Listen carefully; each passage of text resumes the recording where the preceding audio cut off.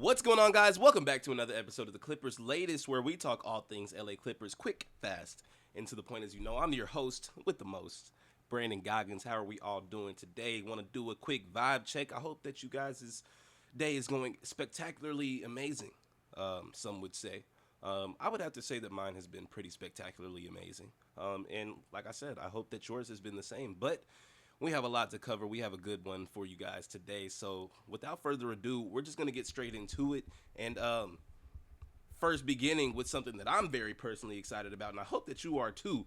But we are officially 30 days away from the NBA season and Nicholas Batum days away from the Clippers home opener at the Intuit Dome. Batum wears number 33, if you get what I'm saying. Anyways, but yes, we have less than a month until the season begins and the Clippers are playing basketball. I mean, officially, we got preseason before that, but you get what I'm saying. But last year, it was like all this hype about the first ever game in the new building, in the new Intuit Dome, all of that. But this year is a lot different, especially pertaining to the Intuit Dome. It's about making the Intuit Dome a place where teams hate to come play, building that real home court advantage. We need that. You know what I'm saying? We need that. And with the way that this roster in particular is constructed, the expectation is that every game in that building is going to feel like a statement, and I need it to be that way. Yes, we have some lingering situations going on. Yes, we have some new faces that are going to have to get used to being on the team and meshing together with the other guys, but forget all of that. Forget all of that. I'm ready, and I just hope that you're as ready as me. The countdown, excuse me. the All right, let me chill. But the countdown is on, and you already know that one of the biggest questions that a lot of people have right now is who Ty Lue is going to roll with to set the tone opening night. So we're going to transition to talking about, what we may be able to expect come opening night. Everyone probably figured that the opening night starting five was pretty much locked up. James Harden at the 1, Bradley Beal at the 2, Kawhi at the 3, John Collins at the 4, and then Big Zoo running the 5 spot. And it just made too much sense on paper. But there's actually been growing speculation that we could see Ty Lue decide to shake things up a little bit and start Chris Dunn over Bradley Beal. I know. Brad Beal, he's that pure bucket getter, no question about it. When you think of his name, what do you think of? As it pertains positively to his game, you probably think of him scoring. Like, let's be real, guys. Prime Bradley Beal was a bucket. He was giving buckets. And Chris Dunn is like the complete opposite of that. No, diss, but he's the one that brings out that defensive energy night in and night out. He's really intense on the defensive end. And it's not like Beal can't defend. Like, Ty Lue even talked about how when Beal locks in, he can be one of the most elite defenders on the team. If you remember a few episodes back, but you're getting that consistent dog on defense from Dunn right away, like straight out the gate. And if Beal comes off the bench, he'd pretty much instantly be a candidate for 6th man of the year. But I do wonder how he would take that role, considering he's 32 years old and has been a lifelong starter. He doesn't know an NBA without him starting on a team. So I feel like that'll be a tough adjustment for him, but I'm curious to see how it goes. I'm not mad at it, but personally, I'd like to see some mixing and matching. Beal is going to give you some of that offensive firepower. Dunn is going to give you that lockdown energy. And I think NBA is a match-based sport. You know what I'm saying? So I really think that it ultimately depends on who we're matched up against. I feel like it's a good problem to have, but it shows that Ty Lue isn't afraid to be bold and shake things up. And if he actually follows through with it, there's definitely going to be mixed opinions, but I don't hate it as long as they figure out something that can consistently work. Now, if we're seeing stuff that clearly does not work, let's reevaluate some things, Coach Lue. But I'm not mad, especially at the beginning of the season. I feel like that's when it's best to kind of test everything out, because you don't want to just be testing everything out come April, when we're about to enter the postseason. I'd rather get it out the way now, see what works, see what doesn't, and then go from there. But Now we're going to talk about somebody that is no longer part of our starting lineup, although he was very integral to our team last year, and I do miss him dearly. But, of course, I'm talking about former Clipper Norman Powell. Former Clipper. I don't know why I just said that twice. But Norman, our good friend, is walking into Miami with some pressure already on his shoulders. As we all know, the Heat lost their leading scoring option in Jimmy Butler last year in the midseason around the trade deadline. And now there are reports that they're going to be losing their secondary scoring option. Well, I guess he would be primary after Jimmy left. But you get what I'm saying. Tyler Hero will probably be out for several weeks after he just underwent ankle surgery. So, first of all, prayers up to No Limit Hero. You know what I'm saying? I hope that he has a speedy recovery. I don't wish injuries on anybody. But second of all, that means that Norman Powell has to step into a huge role pretty much right off the bat. Now, obviously, the Heat still have Bam, and Bam Adebayo is a star. I'm not going to deny that. But is Bam going to give you 25 a night? Let's be real. No, he's not. Let's be real. Bam isn't give you 25 a night, even if he's the primary scoring option. If he's the primary scoring option, you're in trouble. But Norman Powell, on the other hand, just proved that he can step up when needed. When Kawhi was out last season, Powell had to shoulder more responsibility, and I feel like he responded. He put up career highs across the whole board. He averaged 22 a game on 48% shooting, 41% from deep.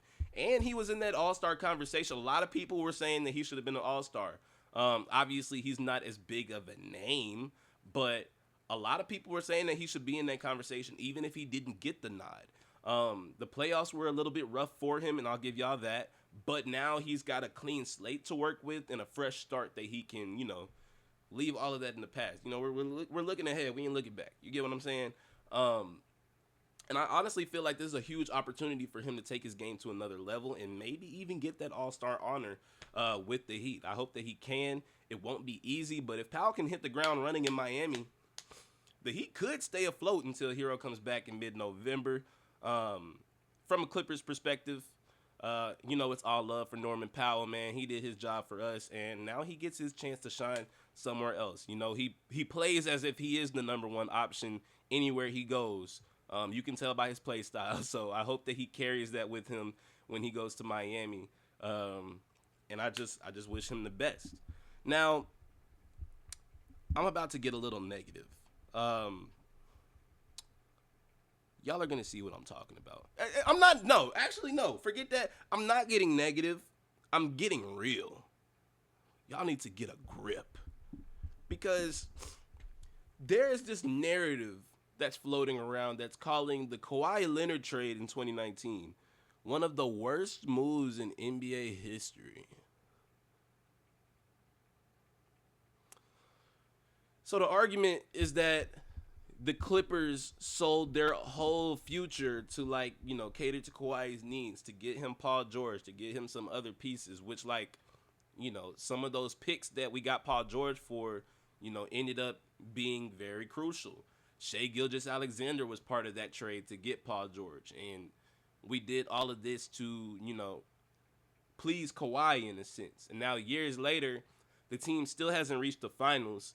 And, of course, we've dealt with injuries, collapses, and now we have this whole aspiration scandal cloud hanging over Kawhi's head. So I get why people are frustrated. I'm not going to say I get why they're saying it, that it's the worst one. I get why people are frustrated. But honestly, bro, that's just how the cookie crumbles sometimes. You get what I'm saying? Sometimes you hit, sometimes you miss. This isn't new, bro. I'm really starting to wonder if NBA fans just started watching basketball.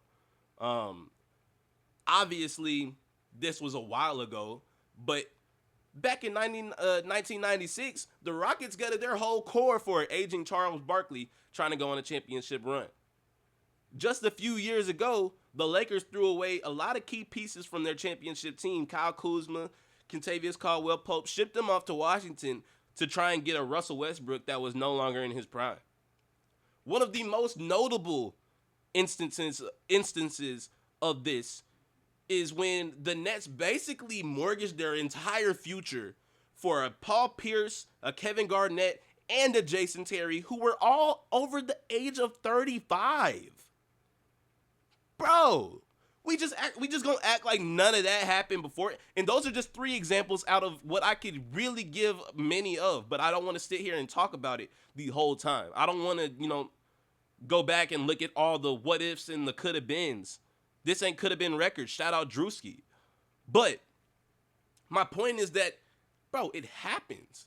Yes, Kawhi's injuries have been a little bit frustrating. Yes, the load management has seemed a little bit much at times. But let's be freaking real here.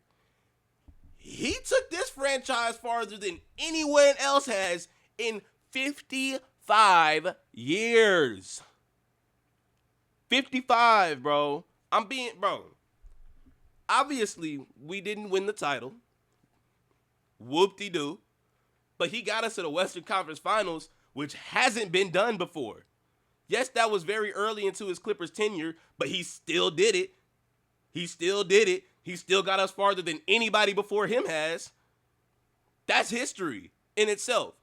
What I don't get is how people are talking like we were just this dominant force before Kawhi. We were not. We weren't. Newsflash, pal. We were not that guy before Kawhi got there. You get what I'm saying? He changed the expectations around this team.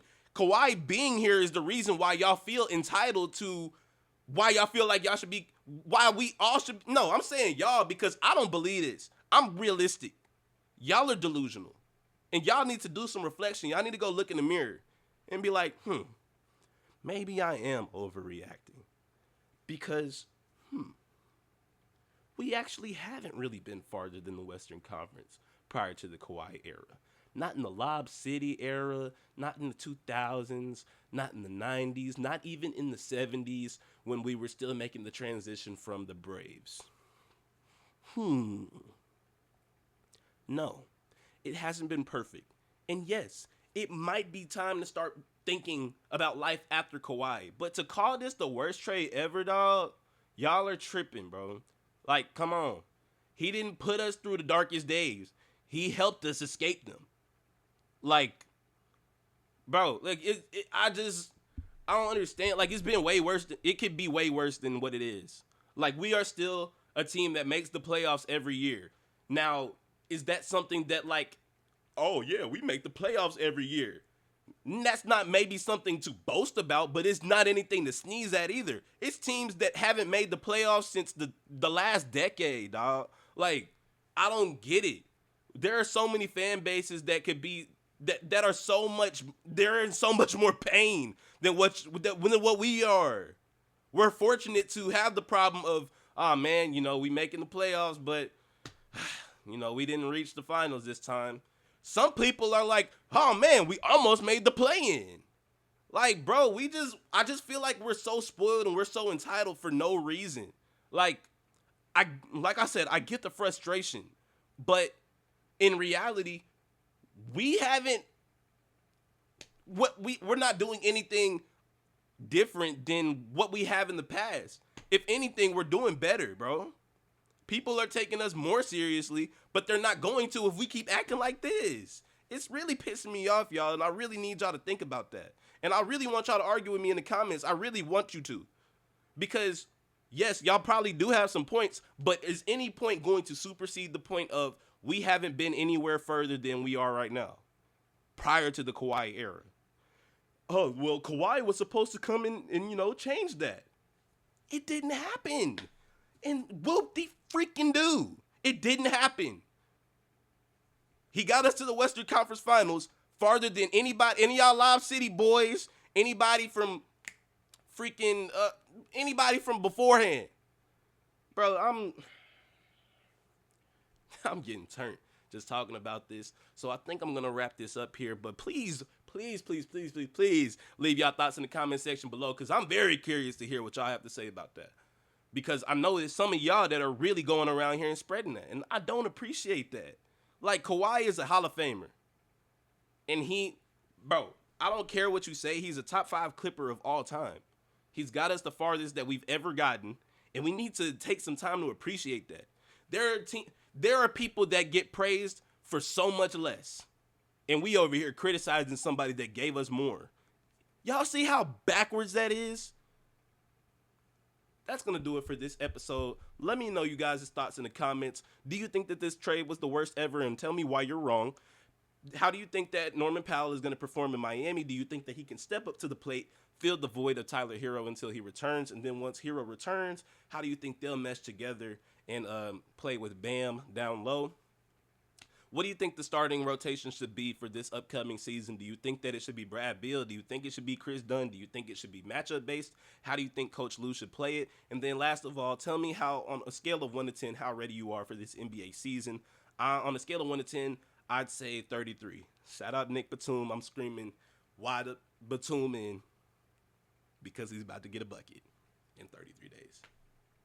That's going to do it for you guys. I hope that you all enjoyed. As always, don't forget to hit that like button. And, of course, consider subscribing if you're new here. But y'all be easy. Y'all stay sleazy. You already know. Always keep it P. And keep it P in the comments as well. I'm going to catch y'all in the next one. Y'all take it easy. Peace.